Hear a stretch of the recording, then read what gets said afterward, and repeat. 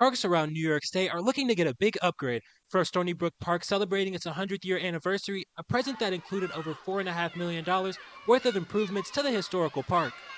So unlike many, when they celebrate an anniversary birthday, they get gifts. We're actually flipping the script and we're giving our 84 million gifts in our Centennial year here at Stony Brook. Improvements can be noticed around the 100-year-old park. A new and improved bathhouse over 1,700 feet, replacing the old one that had been holding up since the 1960s. New walking paths to connect trailways to iconic swimming holes, new lifeguard stations, and upgraded playgrounds for kids, with hopes of improvements to keep coming. More to come. In another year, we're transforming the park even more. We have a new park office, new parking lot, new roadways. So in 1 year from now, it's going to look fully transformed, even more so than today. The improvements to the swimming hole are another step in New York Swim's initiative, which looks to expand public swimming opportunities.